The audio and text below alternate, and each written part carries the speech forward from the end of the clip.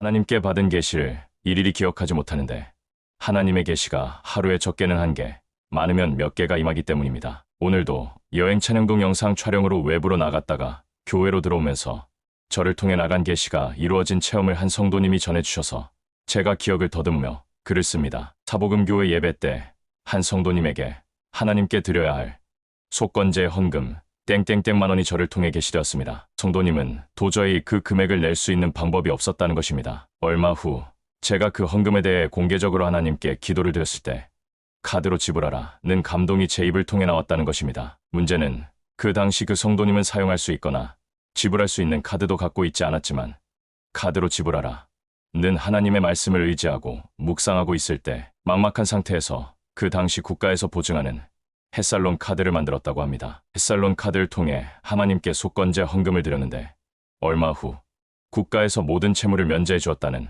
과거의 경험담을 오늘 제게 말씀해 주신 것입니다. 그와 비슷한 경험이 제게 한 번 있었습니다. 오래전 교회에서 단체로 가는 성지순례를 신청해 놓고 그 비용을 지불하려고 하였을 때 막상 현금이 없어 전전긍긍할 때 하나님으로부터 카드로 지불하라는 감동을 받게 됩니다. 여러분들이 생각할 때 그 당연한 것이 계시가 될 수 있냐고 반문할지 모르지만 그 당시는 지금과 달리 교회에 카드로 헌금 등을 지불할 수 없던 때이기에 카드로 지불될 수 없는 것으로 알고 있던 것입니다. 또는 저는 그 당시 카드를 잘 사용하지 않던 시절이었기에 출발 일주일을 남겨놓고 아주 재빨리 3일 안에 카드를 만들어서 현금이 없으니 카드로 지불하겠다고 교회에 말했는데 지금 정확하게 기억나지는 않지만 80만 원을 교회에서 제게 특별 지원을 해주었으며 120만 원을 여행사에 직접 카드로 지불한 것이 어렴풋이 기억납니다. 너무 단순하여 계시라고 말하기는 쑥스러운 내용이며 아주 사소하고도 일상적인 감동이지만 하나님의 계시가 아주 거창한 것만 존재하는 것은 아니며